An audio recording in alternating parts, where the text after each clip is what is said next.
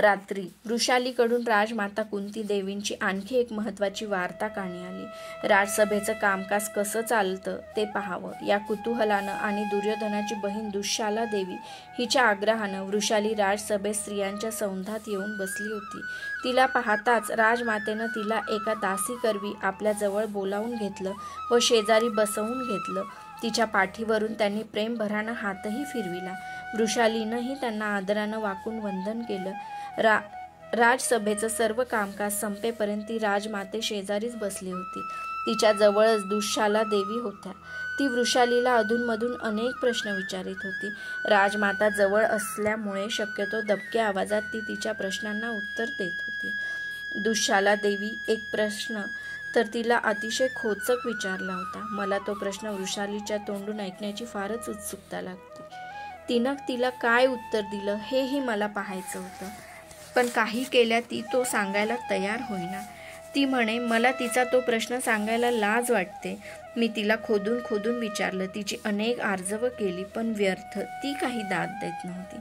काही झालं तरी स्त्रियांच्या मनातलं असलं काही गुपित अट्टाहासानं काढून घेणं केव्हाही अवघडच. जगात सर्वात सखोल आणि कधीही अंत न लागणारं काय असेल तर ते स्त्रियांचं मन. त्यांच्या मनातील रहस्य काढून घ्यायचं असेल तर त्याला एकच राजमार्ग आहे, तो म्हणजे त्या रहस्याचं आपल्याला काहीच महत्त्व वाटत नाही असं भासविणं. असं झालं की मग जे पाहिजे ते नेमकं त्यांच्या तोंडून ऐकायला मिळतं. कधीकधी मूळ घटनेत भर घातली जाऊन.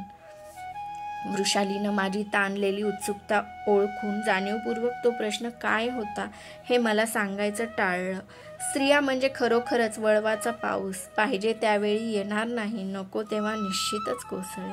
वृषाली तो प्रश्न असाच केव्हा तरी मला आपोआप सांगणार होती. मला धीर होता. वैवाहिक जीवनाची परिपूर्णता पुत्रसौख्यात असते. पुत्रमुख पाहताना पित्याला आपलं जीवन धन्य झाल्याचा एक अननुभूत आनंद प्राप्त होतो. गर्भधारिका वृषाली अनेक दुर्मिळ फळांची आणि हर तऱ्हेच्या वस्तूंची मागणी करीत होती. तिची मागणी पुरविताना मी केलेल्या थट्टेनं ती लाजून चूर होई. सगळ्या राजवाड्यावर तिचे सर्व हट्ट पुरविण्यासाठी सेवक सेविका धावपळ करीत होत्या. खऱ्या अर्थानं ती अंगराज्ञी झाली होती. वृषालीला होणाऱ्या पहिल्याच पुत्राचं नाव काय ठेवावं याचा मी कितीतरी विचार केला, पण योग्य नाव सुचत नव्हतं. ते काम तिच्यावर सोपविण्याचा शहाणपणा होता. ती निवडतील ते नाव निश्चित शोभणारं असणार होतं. माझ्या मनात एकच विचार वारंवार घोळत होता. माझ्या या पुत्राला कवचकुंडलं असलीच पाहिजेत.